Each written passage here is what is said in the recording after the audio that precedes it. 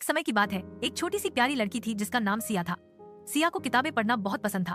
वह रोज अपनी नानी के पुराने लकड़ी के संदूक में से नई नई कहानियों की किताबें निकालती और घंटों उन्हें पढ़ती रहती। एक दिन जब सिया संदूक में कुछ ढूंढ रही थी, उसे एक बहुत ही पुरानी और चमकीली किताब मिली। उस पर सुनहरे अक्षरों में लिखा था, जादुई दुनिया की चाबी। किताब खोलते ही उसके चारों ओर चमकते हुए सितारे घूमने लगे और अचानक एक नीली रोशनी उसे चारों तरफ से घेरने लगी। सिया, किसी ने धीमी सी आवाज में पुकारा। सिया ने इधर उधर देखा, लेकिन कोई नहीं था। मैं हूँ इस जादुई किताब की रक्षक, परी लुमा। किताब के बीच से एक प्यारी सी चमकती हुई परी निकल आई। उसके पंख इंद्रधनुषी रंगों के थे और हाथ में एक चमकती हुई छड़ी थी। लुमा ने कहा, इस किताब में छुपी है एक जादुई दुनिया, इलियोरिया, लेकिन वह खतरे में है।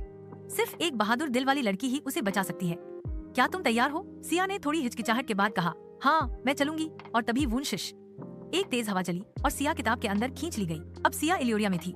वहाँ आसमान गुलाबी था, पेड़ नीले और जानवर बोल सकते थे। उसे वहाँ 3 दोस्त मिले, एक बोलने वाला खरगोश टोबी, उड़ने वाली बिल्ली निन्नू और एक छोटा सा राजकुमार एरो, जिसे एक दुष्ट जादूगर ने उसकी असली पहचान भुला दी थी। सिया को पता चला कि दुष्ट जादूगर डारकस ने जादुई पेड़ की रोशनी चुरा ली है, जिससे इलियोरिया की सारी रोशनी बुझने लगी है। सिया ने अपने दोस्तों के साथ मिलकर एक साहसिक यात्रा शुरू की।